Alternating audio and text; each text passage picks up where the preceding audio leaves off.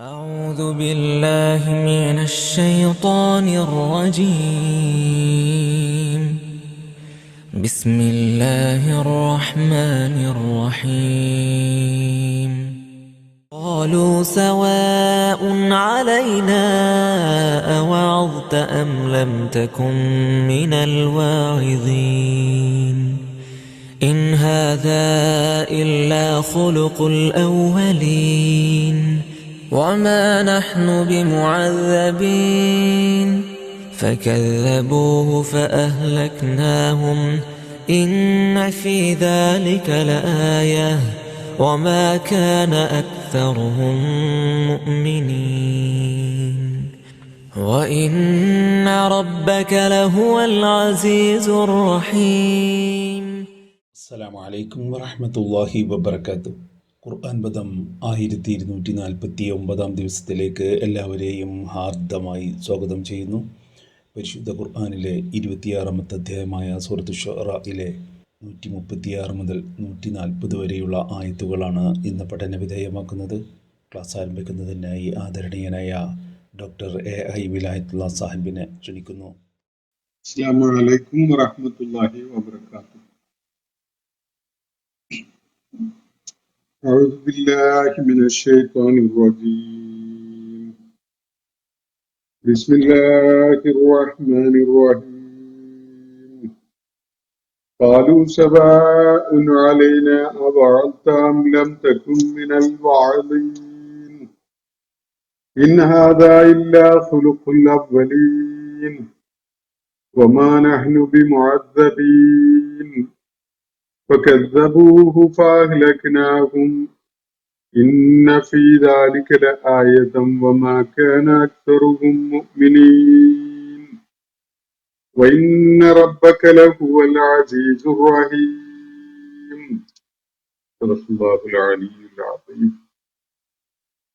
സൂറത്ത് ശുഅറയിലെ 136 മുതൽ 140 വരെയുള്ള ആയത്തുകളാണ് നിങ്ങൾ കേൾപ്പിച്ചിട്ടുള്ളത്. ആദ്യ സമൂഹത്തെ പരാമർശിച്ചുകൊണ്ട് സൂറത്ത് ശുഅറയിൽ ചില കാര്യങ്ങൾ പറയുകയാണ്. നമ്മൾ പഠിച്ചു വരുന്ന ഭാഗത്ത് അല്ലാഹു സുബ്ഹാനഹു വ തആല ആ വിവരണത്തിന്റെ തുടർച്ചയാണ്, അതിന്റെ ബാക്കി ഭാഗമാണ് ഇന്ന് ഞാൻ നിങ്ങളെ കേൾപ്പിച്ച ആയത്തുകളിൽ അടങ്ങിയിട്ടുള്ളത്. ആദ്യ സമൂഹത്തെ കുറിച്ച് നമ്മൾ മനസ്സിലാക്കിയുണ്ടായി. അറേബ്യയിലെ ഏറ്റവും പൗരാണികരായ ഒരു സമൂഹം. നൂഹ് അലൈഹിസ്സലാമിന്റെ കാലശേഷം ഭൂമുഖത്ത് വലിയ സ്വാധീനവും കരുത്തും ശക്തിയും ഒക്കെ ആർജിച്ചിരുന്ന ഒരു സമൂഹമാണ് ആദ് സമൂഹം. ഹൂദ് അലൈഹിസ്സലാം എന്ന പേരിൽ വിശ്രുതനായ ഒരു പ്രവാചകനെ അള്ളാഹു ആ സമൂഹത്തിന്റെ സമുദ്ധാരണത്തിനു വേണ്ടി, അവരെ സത്യമാർഗത്തിലേക്ക് ക്ഷണിക്കുന്നതിന് വേണ്ടി നിയോഗിച്ചയച്ച കാര്യം ഖുർആൻ പലയിടങ്ങളിലും പരാമർശിക്കുന്നുണ്ട്. ഈ ആദ് സമൂഹത്തിന്റെ പ്രത്യേകത, അവര് വലിയ കരുത്തന്മാരായ ആളുകളായിരുന്നു. ശാരീരിക ശേഷിയിലും അതുപോലെ നിർമ്മാണ വൈദഗ്ധ്യത്തിലും ഒക്കെ വളരെ വളരെ മുന്നിട്ട് നിന്നിരുന്ന ഒരു കൂട്ടരായിരുന്നു അവർ. വലിയ ആചാനബാഹുക്കളായ ആളുകൾ. അതുപോലെ നിർമ്മാണ കലയില്, കെട്ടിട നിർമ്മാണ വാസ്തുശില്പ വിദ്യയിലൊക്കെ തന്നെ വളരെ കേമന്മാരായിരുന്ന ആളുകൾ.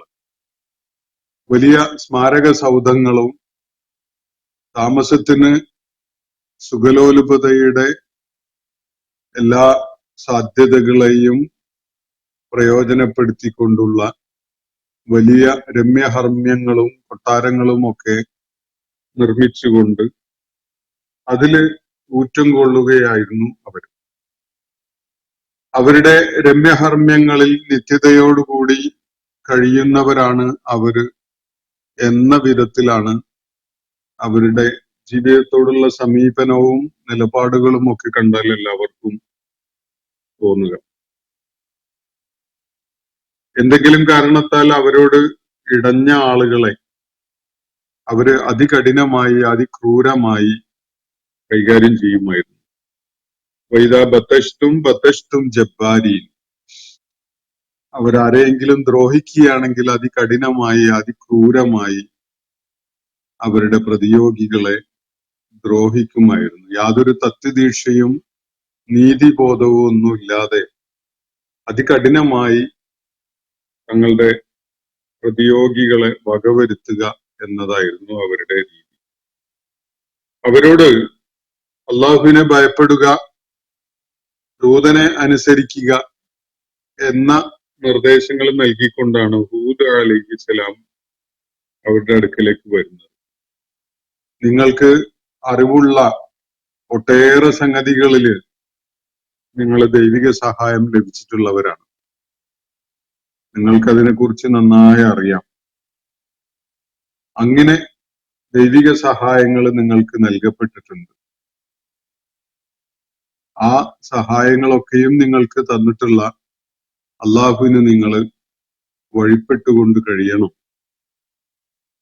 അതുപോലെ നിങ്ങൾക്ക് കന്നുകാലികളെ ധാരാളമായിട്ട് നൽകുകയുണ്ടായി, ധാരാളം സന്താനങ്ങളെ നൽകി, തോട്ടങ്ങളും ജലസ്രോതസ്സുകളും ഒക്കെ നൽകി. എന്നിട്ടും നിങ്ങൾ ഇതൊക്കെയും നൽകി നിങ്ങളെ അനുഗ്രഹിച്ച നിങ്ങളുടെ നാഥന് വഴിപ്പെടാൻ നിങ്ങളെ കൂട്ടാക്കുന്നില്ല. അതിനാൽ ഇന്നി അഖാഫു അലൈക്കും അദാബ യൗമിൻ അളീം, അതിഭീകരമായ ഒരു നാളിന്റെ ശിക്ഷ നിങ്ങളെ പിടികൂടും എന്നാണ് നിങ്ങളുടെ കാര്യത്തിൽ ഞാൻ ഭയപ്പെടുന്നത് എന്നാണ് ഹൂദ് അലൈഹിസ്സലാം അവർക്ക് താക്കീത് നൽകുകയുണ്ടായത്. ഈ ഘട്ടത്തില് അവര് നൽകുന്ന പ്രതികരണമാണ് ഇന്ന് നമ്മൾ വായിച്ച ആയത്തുകളിൽ അടങ്ങിയിട്ടുള്ളത്. അവരിങ്ങനെയാണ്, നമ്മൾ ഇന്ന് വായിച്ച ആയത്തുകൾ തുടങ്ങുന്നത് ഇങ്ങനെയാണ്. ഖാലു, അവര് പ്രതികരിച്ചു. അവര് ഹൂദ് അലൈഹിസ്സലാമിന്റെ താക്കീതുകളോട് പ്രതികരിച്ചുകൊണ്ട് പറഞ്ഞു, സവാഉൻ അലൈന അവഅൽത അം ലം തകും മിനൽ വാഇലീൻ. ഹൂദേ, നീ ഞങ്ങളെ ഉപദേശിച്ചത് കൊണ്ടോ ഇനി നീ ഉപദേശകരിൽ പെടാതെ മാറി നിന്നത് കൊണ്ടോ ഒന്നും ഞങ്ങൾക്കൊരു വ്യത്യാസവുമില്ല. അതൊക്കെ ഒരുപോലെയാണ്. അതൊന്നും ഞങ്ങൾ അത്ര ഗൗരവത്തിൽ എടുക്കുന്നേ ഇല്ല. നിന്റെ ഉപദേശം ഉണ്ടല്ലോ, അത് ഒരു വനരോധനം പോലെ അങ്ങനെ കാറ്റിൽ അലിഞ്ഞു തീർന്ന് ഇല്ലാതാവാനുള്ള ഒരു ശബ്ദം മാത്രമാണ്.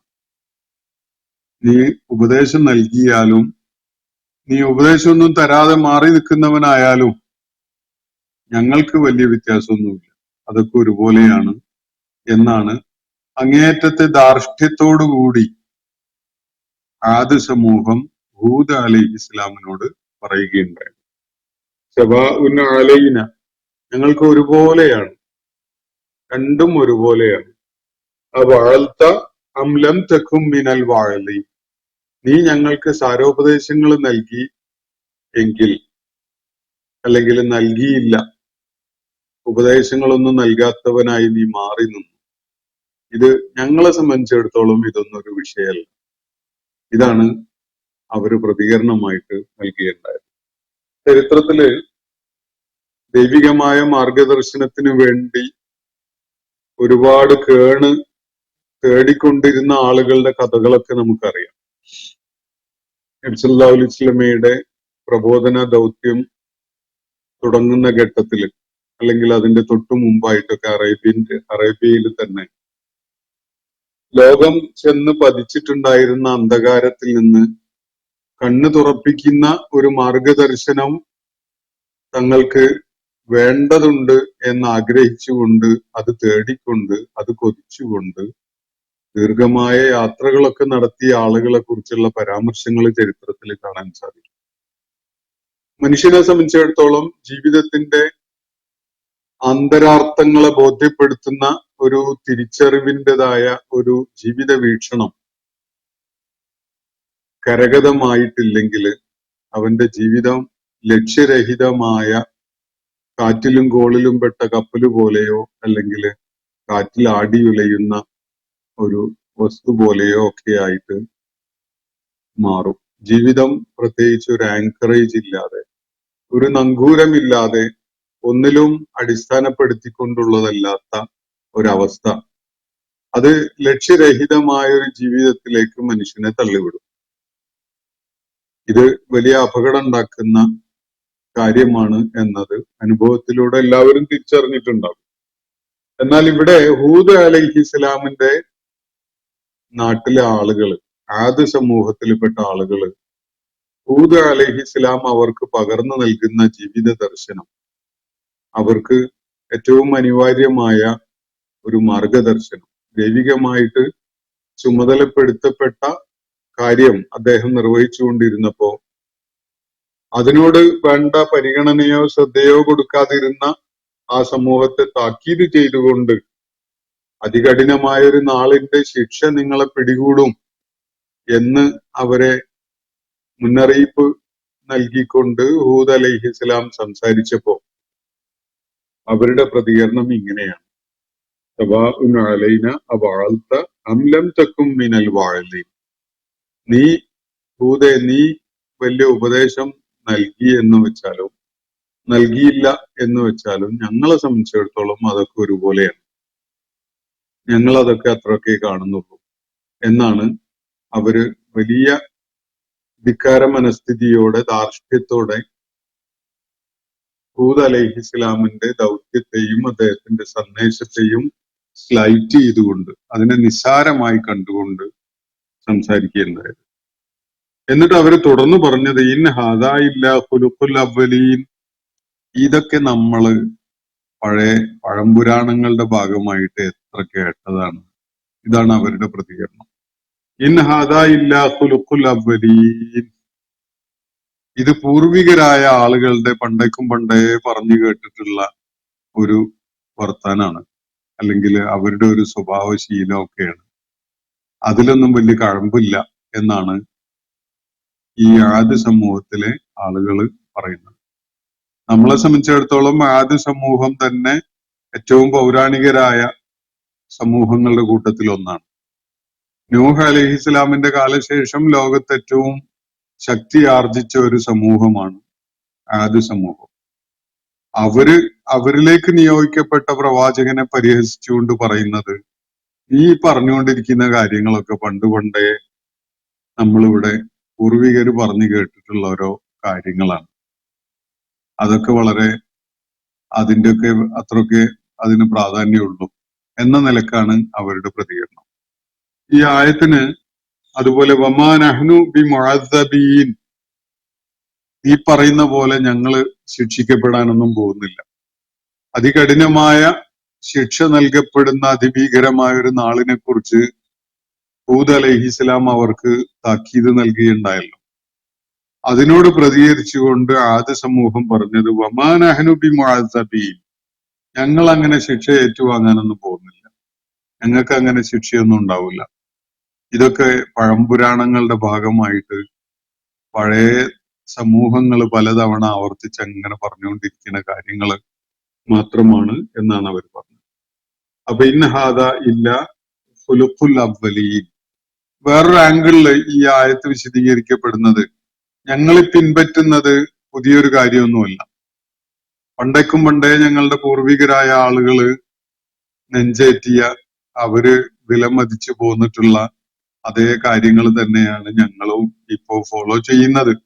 അതിലൊന്നും ഒരു പുതുമയില്ല. ഞങ്ങള് ശിക്ഷയൊന്നും ഏറ്റുവാങ്ങാൻ പോകുന്നില്ല. ഞങ്ങളുടെ പൂർവികരും ഇതുപോലെയൊക്കെയുള്ള സംഗതികളുമായിട്ടാണ് ജീവിച്ചിട്ടുണ്ടായിരുന്നത്. അവരൊക്കെ ഇവിടെ വലിയ പ്രതാപത്തോടു കൂടി ജീവിച്ച് മരിച്ചു പോയിട്ടുണ്ട്. അതുപോലെയൊക്കെ തന്നെ ആയിരിക്കും ഞങ്ങളുടെയും കാര്യം. ഈ ഹൂദും ഹൂദിനെ പോലെയുള്ളവരൊക്കെ പറഞ്ഞു നടക്കുന്ന സംഗതികള്, അത് നിങ്ങൾ അങ്ങനെ പറഞ്ഞു നടന്നോ? നിങ്ങൾ അങ്ങനെ പറഞ്ഞാലും പറഞ്ഞില്ലെങ്കിലും ഞങ്ങളെ സംബന്ധിച്ചിടത്തോളം അതൊന്നും വലിയൊരു കാര്യമൊന്നുമല്ല എന്നാണ് അവര് പ്രതികരിച്ചുകൊണ്ട് പറയുന്നത്. അപ്പൊ രണ്ട് ആംഗിളിലും ഈ ആയത്ത് വായിക്കാൻ പറ്റും. രണ്ട് നിലക്കും അത് വ്യാഖ്യാനിക്കപ്പെട്ടിട്ടുമുണ്ട്. വളരെ വ്യത്യസ്തമായ രണ്ട് ആംഗിളിലാണ് അതിന്റെ വായന എന്നേ ഉള്ളൂ. ആശയപരമായിട്ട് സംഘർഷമോ ഏറ്റുമുട്ടലോ ഒന്നും അതിലില്ല. ഇൻ ഹാദാ ഇല്ലാ ഖുലുഖുൽ അവ്വലീൻ. ആദ്യം പറഞ്ഞ വിധത്തില് ഇതൊക്കെ പണ്ടേക്കും പണ്ടേ നമ്മൾ കേട്ടുകൊണ്ടിരിക്കുന്ന പഴംപുരാണങ്ങളാണ്. ഞങ്ങൾ അതൊന്നും വിലമതിക്കുന്നില്ല. ഞങ്ങള് ശിക്ഷിക്കപ്പെടാനും പോകുന്നില്ല. നൂഹേ, നീ പറയുന്ന പോലെ ഞങ്ങള് ശിക്ഷയൊന്നും വാങ്ങുന്നവര് ആകാൻ പോകുന്നില്ല എന്നാണ് അവർ പറഞ്ഞത്. അതല്ലെങ്കിൽ രണ്ടാമത്തെ വായന അനുസരിച്ച് ഞങ്ങൾ പിന്തുടരുന്നത് പണ്ടേക്കും പണ്ടേ ഞങ്ങളുടെ പൂർവികരായ പ്രപിതാക്കന്മാര് പിന്തുടരുന്ന കാര്യങ്ങൾ തന്നെയാണ്. അവരൊക്കെ ഇവിടെ വലിയ പ്രതാപത്തോടു കൂടി ജീവിച്ച് വലിയ സ്വാധീനമൊക്കെ ഉള്ളവരായി ജീവിച്ച് കടന്നു പോയിട്ടുണ്ട്. ഞങ്ങളും അങ്ങനെയൊക്കെ തന്നെയാണ് ഉണ്ടാവുക. ഞങ്ങൾക്ക് വിശേഷിച്ച് ഇതിന്റെ പേരിൽ ശിക്ഷയൊന്നും ഏറ്റുവാങ്ങേണ്ടി വരില്ല. ഇതാണ് അവർ പറഞ്ഞുകൊണ്ടിരുന്നത്. ചുരുക്കി പറഞ്ഞാൽ ഫകസ്സബൂഹു, അവർ അദ്ദേഹത്തെ നിഷേധിച്ചു, കളവാക്കി. ഹൂദ് അലൈഹിസ്സലാമിന്റെ ദൈവിക സന്ദേശം കേൾക്കാനോ അതിന് പ്രാധാന്യം കൽപ്പിക്കാനോ അവര് കൂട്ടാക്കിയില്ല. അവർ അദ്ദേഹത്തെ നിഷേധിച്ചു, കളവാക്കി, തള്ളിക്കളഞ്ഞു. അതിന്റെ ഫലമോ അഹ്ലക്നാഹും, നാം അവരെ നശിപ്പിച്ചു കളഞ്ഞു. ഒരു സമൂഹം എന്നുള്ള നിലക്ക് അവർ കാണിച്ച ധാർഷ്ട്യവും ധിക്കാരവും ഒക്കെ കാരണമായിട്ട് നാം അവരെ നശിപ്പിച്ചു. അള്ളാഹു പ്രവാചകന്മാരുടെ ദൗത്യ നിർവഹണത്തിനെ തുടർന്ന് സമൂഹം പോസിറ്റീവായിട്ട് പ്രതികരിക്കാത്ത അല്ലെങ്കിൽ അത്യന്തം പ്രതികൂലമായി നിലകൊണ്ട ഘട്ടങ്ങളിൽ പല സമൂഹങ്ങളുടെയും പേരിൽ ശിക്ഷാ നടപടികൾ സ്വീകരിച്ചിട്ടുണ്ട്. അങ്ങനെ ശിക്ഷാ നടപടികൾ സ്വീകരിക്കപ്പെട്ട സമൂഹങ്ങളിൽ ഒന്നാണ് ആദ് സമൂഹം. അറേബ്യയില് അഹ്ഖാഫ് പ്രദേശം, ആ മണലാരണ്യത്തിന്റെ ഭാഗമായിട്ടാണ് ഇന്ന് റുബുൽ ഖാലി പോലെയുള്ള പ്രദേശങ്ങളൊക്കെ അറിയപ്പെടുന്നത്. സൗദി അറേബ്യയുടെ ഭാഗമായിട്ടുള്ള ഭൂപ്രദേശമാണ്. അപ്പൊ ഈ ഭൂപ്രദേശത്ത് അധിവസിച്ചിരുന്നവരായിരുന്നു ആദ് സമൂഹം എന്നാണ് പൊതുവെ മനസ്സിലാക്കപ്പെടുന്നത്. ഏറ്റവും പൗരാണികരായ സമൂഹം എന്നതിന് ആദിയീൻ എന്നാണ് അറബി ഭാഷയിൽ ഇപ്പോഴും പറയാറുള്ളത്.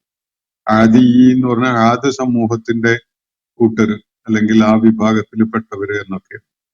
ആദിയാത്ത് എന്നുള്ളത് ഈ പുരാവസ്തു, പഴയ ആർക്കിയോളജിക്കൽ ആയിട്ടുള്ള പഴയ ഏറ്റവും പൗരാണികമായ സംഗതികളൊക്കെ സൂചിപ്പിച്ചുകൊണ്ട് ഉപയോഗിക്കുന്ന വാക്കായിട്ട് ഇന്നും പ്രയോഗത്തിൽ കാണാൻ കഴിയും. അപ്പോ ഈ ആളുകൾ അവരുടെ ധിക്കാരവും അനുസരണക്കേടും സത്യനിഷേധവും ഒക്കെ കാരണമായിട്ട് നശിപ്പിക്കപ്പെട്ടു എന്നാണ് ഖുർആൻ ഇവിടെ പറയുന്നത്. അഹ്ലക്നാഹും, നാം അവരെ നശിപ്പിക്കുകയുണ്ടായി. ഇന്ന ഫീ ദാലിക ലആയതൻ, തീർച്ചയായിട്ടും ഈ ഒരു ചരിത്ര സംഭവത്തില് വലിയൊരു പാഠം അടങ്ങിയിട്ടുണ്ട്, ഒരു ദൃഷ്ടാന്തം അടങ്ങിയിട്ടുണ്ട്. വമാ കാന അക്സറുഹും മുഅ്മിനീൻ, അവരിലേറെ പേരും വിശ്വസിക്കാൻ കൂട്ടാക്കിയവരായിരുന്നേയില്ല. വമാ കാന അക്സറുഹും മുഅ്മിനീൻ, അവരിലേറെ പേരും മുഅ്മിനുകളാകാൻ, സത്യവിശ്വാസം ഉൾക്കൊള്ളാൻ സന്നദ്ധരായിട്ടുണ്ടായിരുന്നില്ല. വഇന്ന റബ്ബക ലഹുവൽ അസീസുർ റഹീം, വല്ല ഛേദമുണ്ടായോ അള്ളാഹുവിന്? ആദ് സമൂഹത്തെ അള്ളാഹു ഭൂമുഖത്ത് നിന്ന് അപ്പാടെ തുടച്ചു നീക്കി. പക്ഷെ അള്ളാഹു ഇസ്സത്തുടയവനും റഹ്മത്തുടയവനുമായിട്ട് ഇന്നും നിലകൊള്ളുന്നു. അപ്പൊ അള്ളാഹുവിനെ സംബന്ധിച്ചിടത്തോളം ആദ് സമൂഹം ശിക്ഷ ഏറ്റുവാങ്ങി എന്നതുകൊണ്ട്, അവര് ധിക്കാരികളായി എന്നതുകൊണ്ട്, ശിക്ഷ അർഹിക്കുന്നവരായി മാറി എന്നതുകൊണ്ട് വിശേഷിച്ച് യാതൊരു കുറവും അല്ലെങ്കിൽ പോരായ്മയൊന്നും അള്ളാഹുവിനെ സംബന്ധിച്ചിടത്തോളം ഇല്ല. ഇന്ന റബ്ബക ലഹുവൽ അസീസുർ റഹീം, തീർച്ചയായിട്ടും അവൻ അങ്ങേയറ്റം പ്രതാപമുള്ളവനും അതേ സമയത്ത് കരുണയുള്ളവനുമാണ് എന്നാണ് അള്ളാഹുവിടെ പറയുന്നത്. ഒരേ സമയത്ത് അള്ളാഹുവിന്റെ ഇസ്സത്ത് നമ്മില് ഭയവും ഭക്തിയും ഒക്കെ ജനിപ്പിക്കണം. അതേപോലെ തന്നെ അള്ളാഹുവിന്റെ റഹ്മത്ത്, അവന്റെ കാരുണ്യം നമ്മില് പ്രതീക്ഷ ഉണർത്തുകയും വേണം. ഇതാണ് അള്ളാഹു ഈ രണ്ട് വിശേഷണങ്ങൾ പ്രത്യേകം എടുത്തു പറയുന്നതിന്റെ താല്പര്യം. ഇന്ന റബ്ബക ലഹുവൽ അസീസുർ റഹീം, തീർച്ചയായിട്ടും നിന്റെ റബ്ബ് ഏറ്റവുമേറെ പ്രതാപമുള്ളവനും കരുണയുള്ളവനുമാണ് എന്നാണ് അള്ളാഹു ഇവിടെ പറയുന്നത്. കരുണ അർഹിക്കുന്നവർക്ക് കരുണയും ധിക്കാരികൾക്ക് അവന്റെ പ്രതാപത്തിന്റെ മുന്നിൽ മുട്ടുമടക്കുക എന്നതല്ലാത്ത യാതൊരു പരിണിതിയുമില്ല എന്നൊരവസ്ഥയും ഒക്കെയാണ് അള്ളാഹു നടപ്പിലാക്കുന്നത്.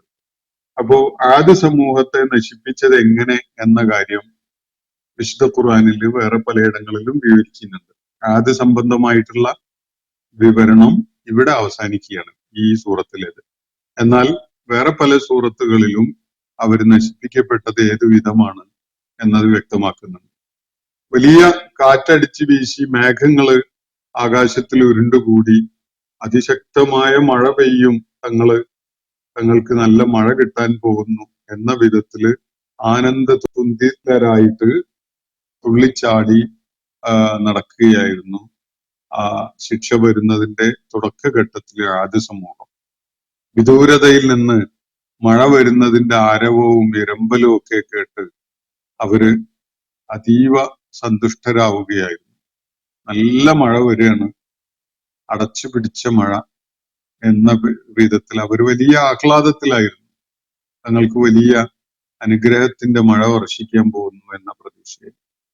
പക്ഷെ വന്നത് അവര് പ്രതീക്ഷിച്ച പോലെയുള്ള മഴയായിരുന്നില്ല.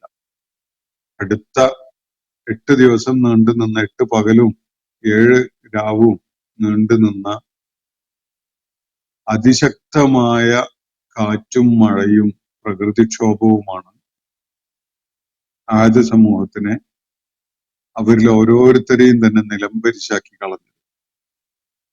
നിലയ്ക്കാത്ത, ഒരു ഇടവേളയില്ലാത്ത അതിശക്തമായ കാറ്റും മഴയും. അതിൽ ഓരോരുത്തരും എടുത്തെറിയപ്പെടുകയായിരുന്നു. കാറ്റിന്റെ ശക്തി കാരണമായിട്ട് നിലത്ത് ഉറച്ചു നിൽക്കാൻ കഴിയാത്ത അവസ്ഥയിലായിരുന്നു ആളുകൾ. അവരുടെ നിർമ്മിതികളും ഭവനങ്ങളും അവരുടെ സൗധങ്ങളും ഒക്കെ തന്നെ തകർന്നടിയായിരുന്നു കാറ്റില്. ഓരോരുത്തരും തന്നെ മുറിച്ചിട്ട ഈത്തപ്പന മരം പോലെ നിലത്ത് തകർന്ന് വീണ് കിടക്കുകയായിരുന്നു. ഭീമാകാരന്മാരായ ആളുകളായിരുന്നല്ലോ അവർ. അവരുടെ ആ വലിയ ശരീരം നിലത്ത് വീണ് കിടക്കുന്ന കാഴ്ചയെ ഖുർആൻ വിവരിക്കുന്നുണ്ട്. എന്തായാലും അതിശക്തമായ കാറ്റും മഴയും അവരിൽ ഒരാളെ പോലും വിട്ടുകളയാതെ എല്ലാവരും ഭൂമിയിൽ മരിച്ചു വീഴുന്ന വിധത്തില് അള്ളാഹുവിന്റെ ഇടപെടല് അല്ലെങ്കിൽ ശിക്ഷാവിധി കാരണമായിട്ട് പ്രകൃതി അവരുടെ മേൽ താണ്ഡവമാടുകയായിരുന്നു എന്നതാണ് വസ്തുത. ഇക്കാര്യം വിശുദ്ധ ഖുർആൻ പലയിടങ്ങളിലായിട്ട് സൂചിപ്പിക്കുന്നു. അപ്പോ ഇന്നത്തെ സെഷൻ ഞാൻ അവിടെ അവസാനിപ്പിക്കുകയാണ്. ചില ചോദ്യങ്ങൾക്ക് സമയം നീക്കിവെക്കുകയാണ്. അല്പസമയം 1-2 ചോദ്യങ്ങൾ പരിഗണിച്ചുകൊണ്ട് മുന്നോട്ട് പോകാമെന്ന് വിചാരിക്കുന്നു. ഒരു ചോദ്യം ഇവിടെ ചിന്മയ തന്നെയാണ് ഉന്നയിച്ചിട്ടുള്ളത്. മതം വിടുന്നവർക്ക് ശിക്ഷ നൽകുന്ന മതമല്ലേ ഇസ്ലാം മതം? നിർബന്ധമായും മതത്തിൽ പിടിച്ചു നിർത്തുന്നതിന്റെ പാരമ്യം അല്ലേ ഇസ്ലാമിൽ കാണുന്നത് എന്നതാണ്. മതം വിടുന്നവർക്ക് ശിക്ഷ നൽകുന്ന മതമല്ല ഇസ്ലാം. അത് ഈ ചിന്മയുടെ ഒരു തെറ്റിദ്ധാരണയാണ്. ഇസ്ലാം ഒരു സമ്പൂർണ്ണ സാമൂഹ്യ രാഷ്ട്രീയ ജീവിത മേഖലകളൊക്കെ ചൂഴ്ന്നു നിൽക്കുന്ന ഒരു ദൈവിക ജീവിത വ്യവസ്ഥയാണ്. അതുകൊണ്ട് തന്നെ അതില് സാമൂഹ്യ രാഷ്ട്രീയ പ്രശ്നങ്ങൾ ഉണ്ടാക്കുന്ന ആളുകൾക്കെതിരിൽ നടപടി ഉണ്ടാവും. അതിന്റെ തുടക്കം ചിലപ്പോ അവര് വിശ്വാസരാഹിത്യമൊക്കെ ആയിരിക്കും. പക്ഷെ അവര് സമൂഹത്തിന്, രാജ്യത്തിനെയും സമൂഹത്തെയും ഒക്കെ വെല്ലുവിളിച്ചുകൊണ്ട് അവിടെ നിലനിൽക്കുന്ന ജീവിത വ്യവസ്ഥയെ വെല്ലുവിളിച്ചുകൊണ്ട് സമൂഹത്തിന് തന്നെ വലിയ ദ്രോഹം സൃഷ്ടിക്കുന്ന വിധത്തിലുള്ള ഒരാളായി മാറുകയാണെങ്കിൽ തീർച്ചയായിട്ടും രാജ്യദ്രോഹ കുറ്റം ഏറ്റുവാങ്ങേണ്ടി വരും അവർ. കേവലം വിശ്വാസം ഉപേക്ഷിച്ചു എന്നതിന്റെ പേരിൽ ഇസ്ലാമില് ആരുടെ പേരിലും നടപടി എടുക്കാറില്ല. അത് ഒരു തെറ്റിദ്ധാരണയാണ്. ഇനി ഇസ്ലാമിലെ നിർദ്ദേശങ്ങള് ദൈവികമായ നിർദ്ദേശങ്ങളുടെ അടിസ്ഥാനത്തിലാണ് അത്തരം സംഗതികൾ നടപ്പിലാക്കപ്പെടുക. അത് പക്ഷെ വ്യക്തികള് വിശ്വാസം ഉപേക്ഷിച്ചതിന്റെ പേരിലല്ല. വിശേഷിച്ച് വല്ല സൈനിക നടപടികളൊക്കെ ഉണ്ടാവുന്ന ഘട്ടത്തില് പക്ഷം മാറുകയും ശത്രുക്കളോടൊപ്പം ചേരുകയും രാജ്യദ്രോഹ പ്രവർത്തനങ്ങളിൽ ഏർപ്പെടുകയൊക്കെ ചെയ്യുന്ന ആളുകൾക്കെതിരിലാണ് ഇസ്ലാം അത്തരം നടപടികൾ സ്വീകരിക്കാറുള്ളത്. വേറെ വ്യക്തികളുടെ വിശ്വാസം അളന്നു നോക്കുകയോ അവർ ഇന്ന് വിശ്വാസിയാണോ നാളെ വിശ്വാസിയാവുകയില്ലേ എന്നതൊന്നും പരിശോധിച്ചിട്ട് നടപടി എടുക്കുന്ന ഒരു ഏർപ്പാട് ഇസ്ലാമിലില്ല. അത് ഇസ്ലാം അങ്ങനെ ഒരു നിർദ്ദേശം ആർക്കും നൽകിയിട്ടുമില്ല. അപ്പോ കാര്യം വ്യക്തമായിട്ടുണ്ടാവുമെന്ന് വിചാരിക്കുകയാണ്. രാജ്യദ്രോഹത്തിനും ദേശദ്രോഹത്തിനും ഒക്കെ എല്ലാ സാമൂഹ്യ വ്യവസ്ഥകളിലും ഇതേപോലെയുള്ള ശിക്ഷ തന്നെയാണുള്ളത് എന്നത് അതിന്റെ വസ്തുതകളെ ലോകത്തിൽ നിലനിൽക്കുന്ന സമൂഹങ്ങളുടെ നടപടികളൊക്കെ പഠിച്ചാൽ നിങ്ങൾക്ക് മനസ്സിലാവും. ഞാൻ കൂടുതലായിട്ട് അതിനെ കുറിച്ചൊന്നും പറയുന്നില്ല, നിങ്ങൾ പഠിച്ചു നോക്കിക്കോളൂ. പിന്നെ ഉത്തരങ്ങൾ കൂടുതൽ അർഹിക്കുന്നില്ല, ഇസ്ലാം വിരോധിയാണ് ഇയാളെന്ന് ഒരാൾ ചൂണ്ടിക്കാണിക്കുകയുണ്ടായി. എന്നിട്ടും നിർബന്ധം ഇല്ല എന്ന് പറയുന്നത് ശരിയാണോ എന്നാണ് ചിന്മയ തുറന്നു ചോദിക്കുന്നത്. അപ്പോ രാജ്യദ്രോഹം, സമൂഹത്തിന് ദ്രോഹം, സമൂഹത്തെ വെല്ലുവിളിക്കുന്ന വിധത്തില് ശത്രുപക്ഷത്ത് ചേർന്നുകൊണ്ടുള്ള പ്രവർത്തനങ്ങൾ, ഇങ്ങനെയുള്ള കാര്യങ്ങൾക്ക് തീർച്ചയായിട്ടും ഏത് സമൂഹത്തെയും പോലെ തന്നെ ഇസ്ലാമിക സമൂഹത്തിലും നടപടി ഉണ്ടാവും എന്നത് മാത്രമാണ് ഇത് സംബന്ധമായിട്ടുള്ളത്.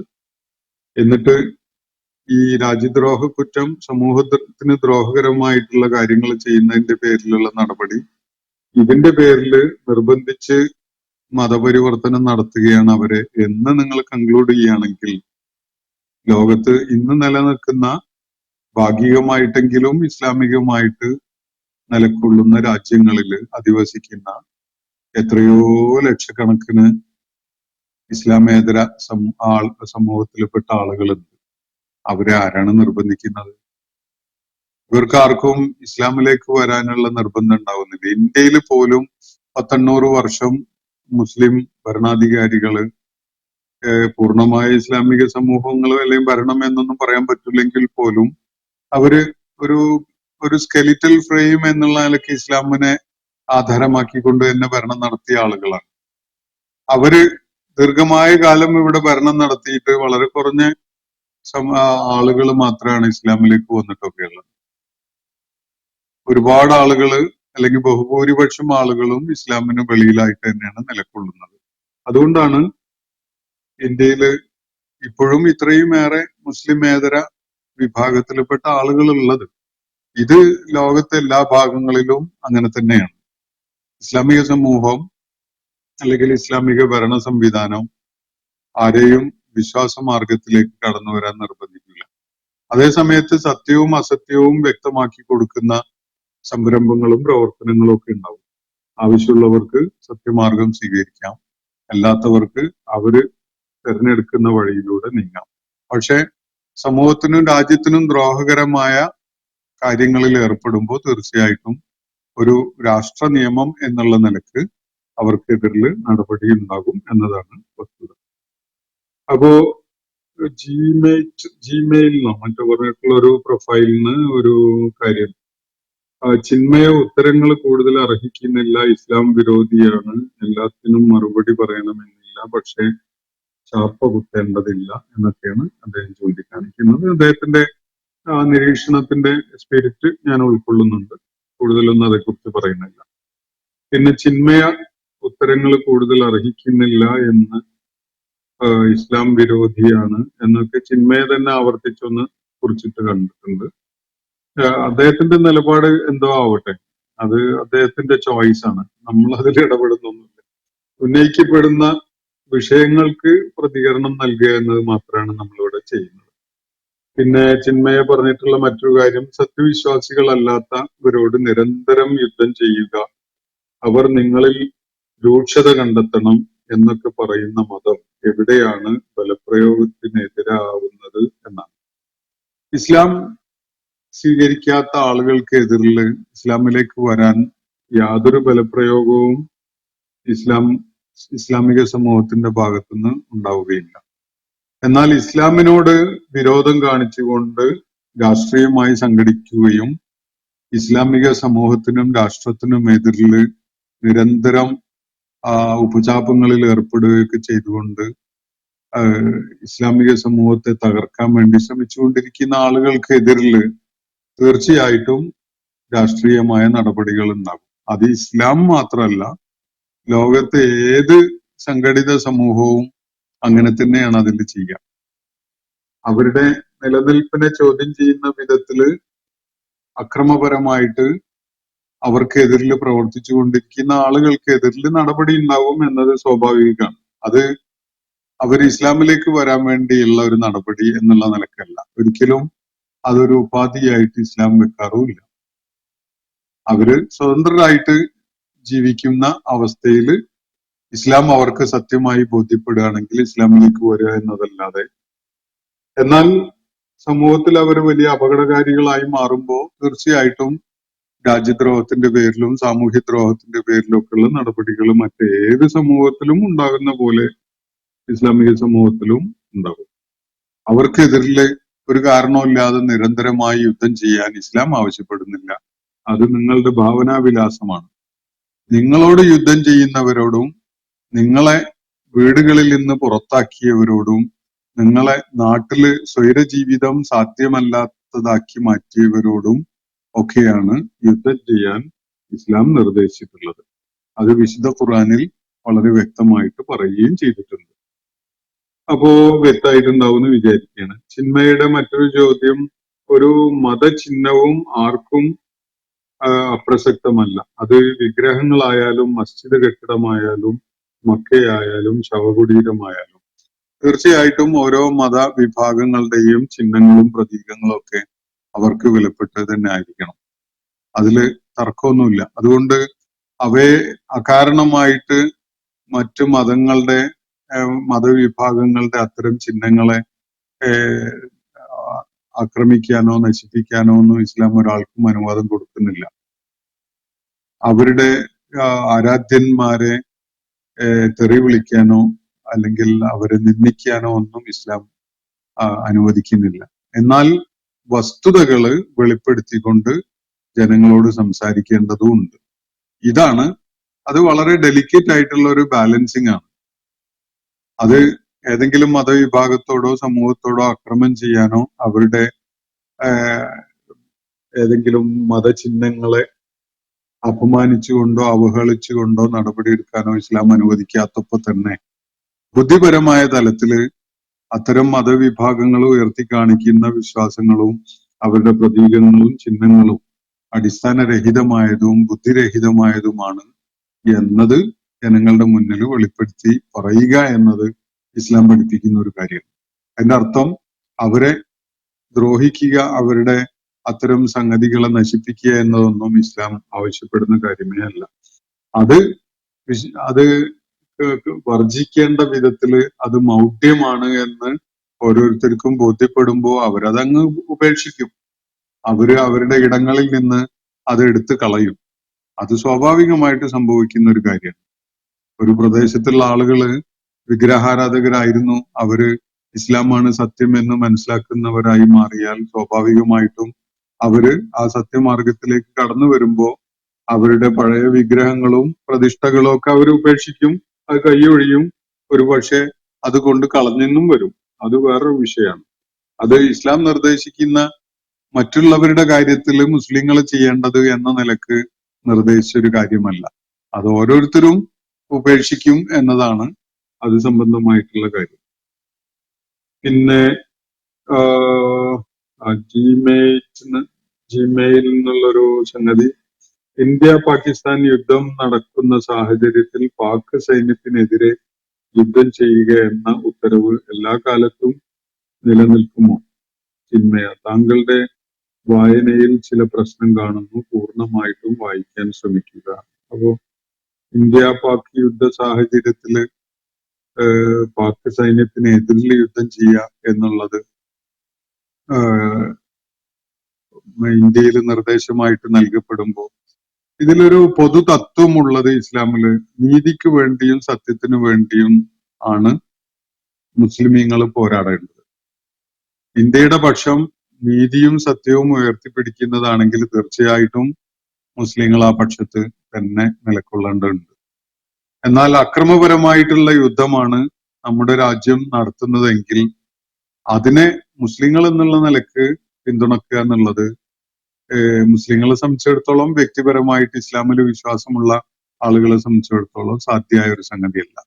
അതുകൊണ്ട് തന്നെ ഭരണതലത്തില് നന്മക്കും നീതിക്കും സത്യത്തിനും വേണ്ടി നിലകൊള്ളുന്ന അല്ലെങ്കിൽ ആ വിധത്തില് സൈനിക നടപടികൾ നിർവഹിക്കുന്ന ഒരു രാജ്യമായിട്ട് നിലകൊള്ളാൻ മുസ്ലിങ്ങൾ എപ്പോഴും ഒരു സമ്മർദ്ദ ശക്തിയായിട്ട് പ്രവർത്തിച്ചുകൊണ്ടിരിക്കും. അത് സ്വാഭാവികമാണ്.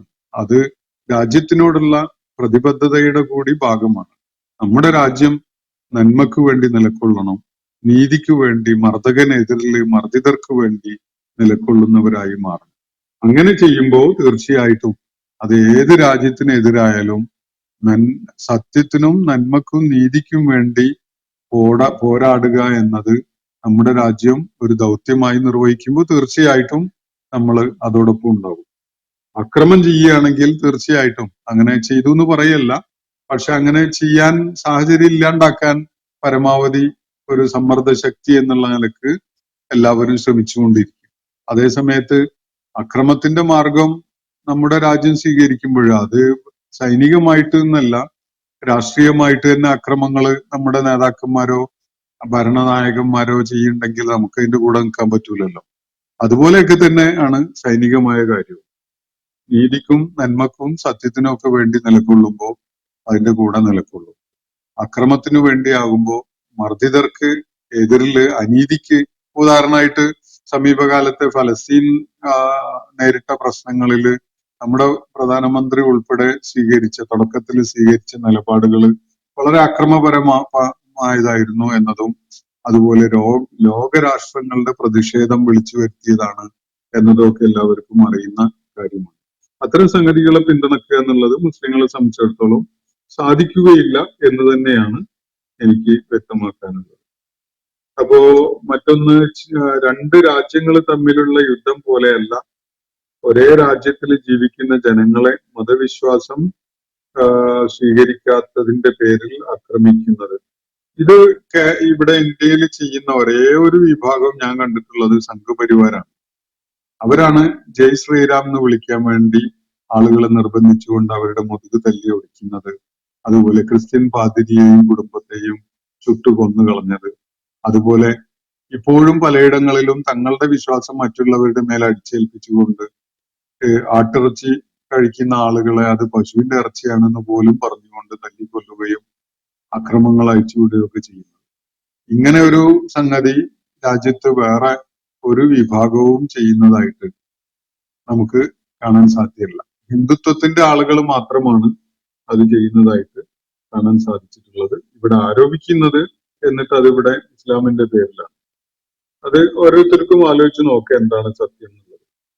അപ്പോ മറ്റൊന്ന്, ഹമീദ് മേത്ര ചൂണ്ടിക്കാണിച്ച അദൃശ്യമായതിന് മാത്രമേ അദൃശ്യമായ കാര്യങ്ങൾ ചെയ്യാൻ കഴിവുണ്ടാവുകയുള്ളൂ. ദൃശ്യമായതിന് അദൃശ്യമായ കാര്യങ്ങൾ ചെയ്യാൻ കഴിയില്ല. മനുഷ്യരുടെ യുക്തിയും ശാസ്ത്രവും തെളിവ് തരുന്നത് കൊണ്ട് അത് മനുഷ്യരുടെ ശരിയായ ബോധത്തെ നിരാകരിക്കുന്നതാണ്. എന്താണ് അദ്ദേഹം ഇതുകൊണ്ട് ഉദ്ദേശിച്ചതെന്ന് എനിക്ക് മനസ്സിലായിട്ടില്ല. നിങ്ങളൊന്ന് കേൾപ്പിച്ചു എന്നേ ഉള്ളൂ. അപ്പോ അതിൽ വിശേഷിച്ച് ചോദ്യങ്ങളൊന്നും ഉന്നയിച്ചിട്ടില്ല എന്നുള്ളത് കൊണ്ടും ഞാനത് പരിഗണിക്കുന്നില്ല. വേറെ ചില ചോദ്യങ്ങള് വന്നത് ഉണ്ട്, ഇൻഷാ അല്ലാഹ് അത് പിന്നീട് പരിഗണിക്കുന്നതാണ്. അസ്സലാമു അലൈക്കും വറഹ്മത്തുള്ളാഹി വബറകാതുഹു. ഇന്നത്തെ ഖുർആൻ പദം ഇവിടെ സമാപിക്കുന്നു. ഖുർആൻ പഠനത്തിൽ പങ്കെടുത്ത എല്ലാവർക്കും അല്ലാഹു അർഹമായ പ്രതിഫലം നൽകി അനുഗ്രഹിക്കട്ടെ. വആഖിറു ദഅവാന അനിൽ ഹംദുലില്ലാഹി റബ്ബിൽ ആലമീൻ. അസ്സലാമു അലൈക്കും വറഹ്മത്തുള്ളാഹി വബറകാതുഹു.